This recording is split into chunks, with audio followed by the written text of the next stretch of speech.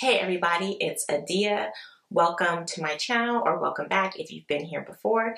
And today, as the title says, I'm going to be talking about some of the most disappointing products of 2018. So, just like a little bit of a disclaimer, these are not necessarily like the worst products ever.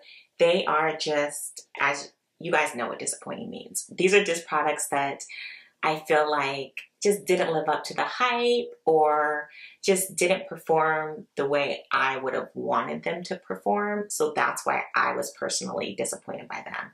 Some of them I actually do kind of like, but I just feel like there are just some misses about the products that made me just not love them. So having said that little disclaimer, let's just get right into it. Something that I kind of hate to say it, but I just feel like I have to be honest and mention it. And that is the Glossier Lid Stars. So I actually have a blog post that has swatches of all of these and looks of me wearing all of the shades. And so these are not bad.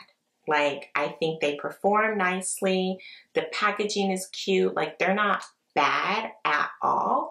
But for me, I'm kind of more like, when I think of like a liquid shimmer shadow, I just want something that's going to be a little bit more intense. And I know these are billed as more of the like wash of shimmer. You know, they're meant to be, I think, pretty low impact. And so I think they actually do what they say that they're gonna do and what they were intended to do. It's just not my preference for a shadow like this. I would have loved if they had like a tangerine color or something like that I think would be just more flattering. Like they don't even have like a richer like yellow gold shade. So that's why even though I think they're nice, I just never reach for these. I mean, the one color that I do really like is Cub. I'll show you guys what Cub looks like. So here's Cub. So it's, you know, it's not like it doesn't show up or anything's wrong with it. If I'm thinking about like a cream glitter shade, I just go for products that are just much more impactful. Like I would reach for one of the ColourPop liquid shadows, or I'd reach for one of the Stila liquid shadows, or like the Fenty ones that came out limited edition. Like there's just other shimmery liquid shadows that I think are just much more impactful. And so a very subtle take on that is just not what I tend to go for. So I was kind of disappointed because I really thought I would get more use out of these, but it just turns out that I haven't. Okay, the next disappointment is this. This is the Nude Sticks collab with Melissa Alatorre, and she is one of my favorite YouTubers. Like, I love her makeup looks.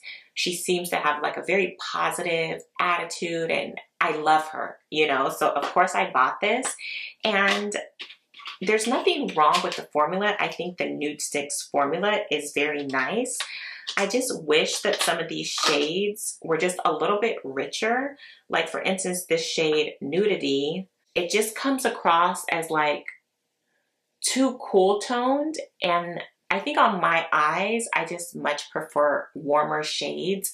And so again, like a creamy shadow like this, it just can read like very icy on darker skin tones. And so it's just not my preference for this type of shadow. It's not like bad, but it's not my preference. And like, you know, this other shade is like a gray, it's like a pewter color. Again, not an ugly color at all, but I just feel like these are two just like very cool toned shades, and I would have loved to have seen like a warm bronze or just something a little bit richer that I feel would be more flattering on my skin tone. So I think the lip products and the cheek products are nice, but the eye products, I was just a little bit disappointed in the colors that were chosen. I guess I'm just going to stick with more eye products. Okay, so another product. Okay, so disclaimer, I am a sucker for sparkly liquid eyeshadows. Like if any brand comes out with them, I am gonna try them because I love these kind of shadows. And so this summer, MAC came out with the Dazzle Shadow Liquids. And so I got a couple of shades.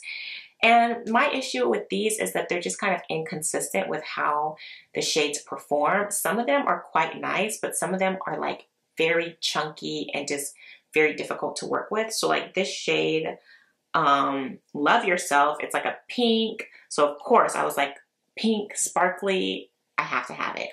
And like it looks nice swatched. Here it is.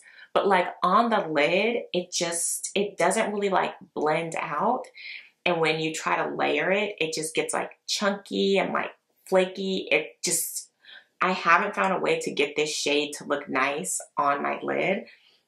So it's really disappointing because like here it is, it looks nice, you know, very like vibrant and sparkly, but it just didn't work for me. So that was a bummer. Next, okay, this is the Giorgio Armani Liquid Contour.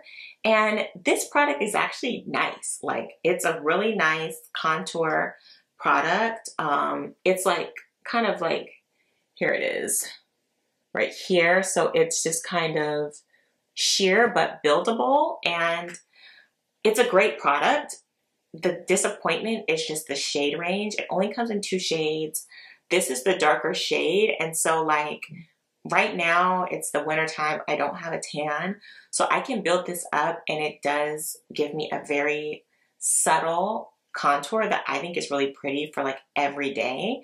It's a really nice formula. It like blends nicely. It's a really great formula, but even in the summer when I was just a couple shades darker, this didn't work for me.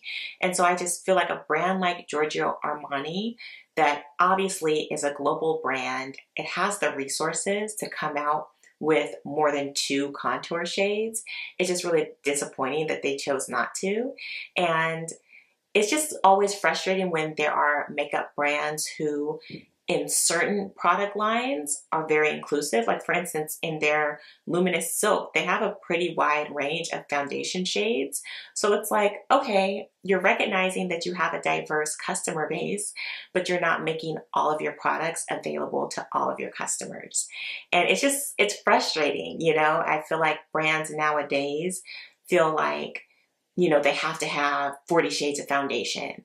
And it's like, yeah, 40 shades of foundation is wonderful, but like, why are you gonna make a wide range of foundations if you're not gonna make a wide range of concealers and bronzers and contours as well? Because it's like, we want all the makeup, you know, we wanna be able to utilize all of the product offerings that a brand has. So that's just my little soapbox, but the product is really great. So if the color works for you, I would definitely suggest that you check it out, but I'm disappointed in the shade range. So that's that. And then I just have 2 more eyeshadow palettes. So I have the Smashbox Cover Shot Pinks and Palms Eye Palette. So I bought this because I'm a sucker for pink eyeshadow palettes, as you will see shortly in this video.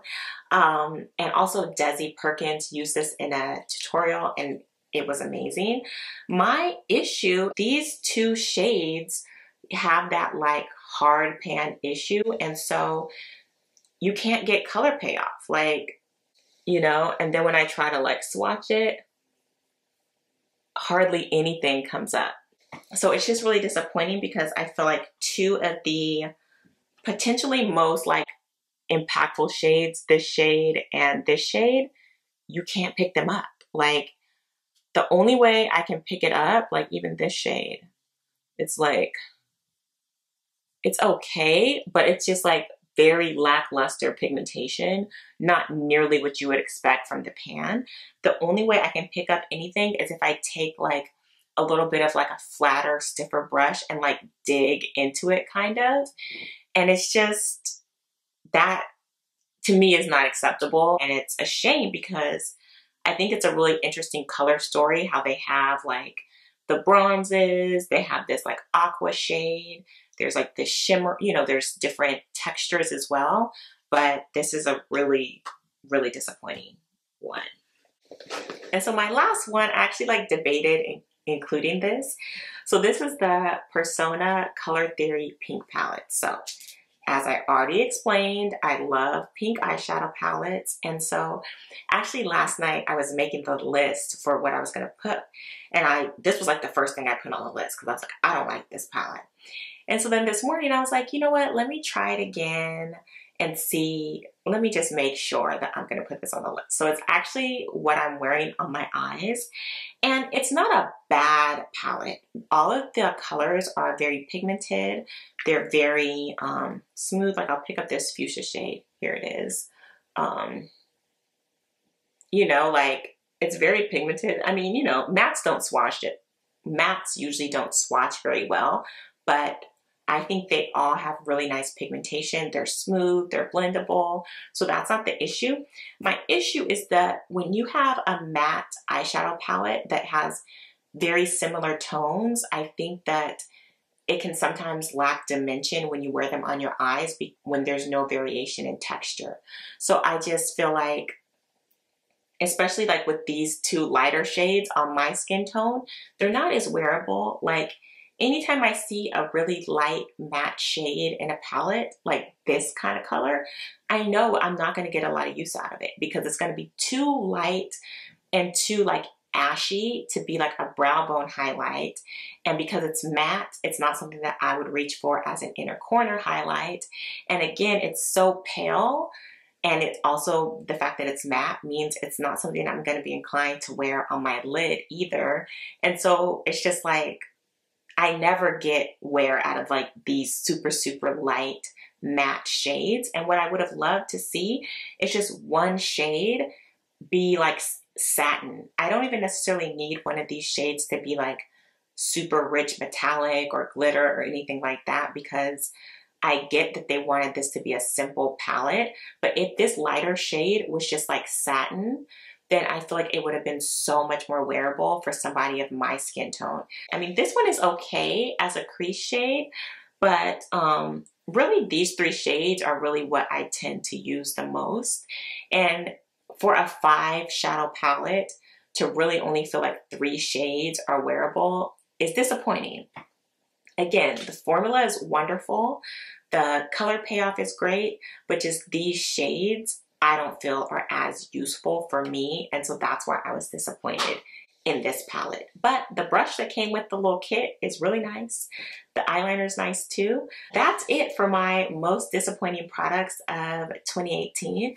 I would love to hear your thoughts about what missed the mark for you, or if you have tips on how I can make the most out of the products that I mentioned. I would love to hear that because I hate having makeup that doesn't work for me. And since I've already used these, you know, it's really limited on whether or not I could give them to somebody else. So if you have tips for me, please leave them below. Thank you so much for watching. Don't forget to like, comment, and subscribe, and I will see you in the next one. Bye.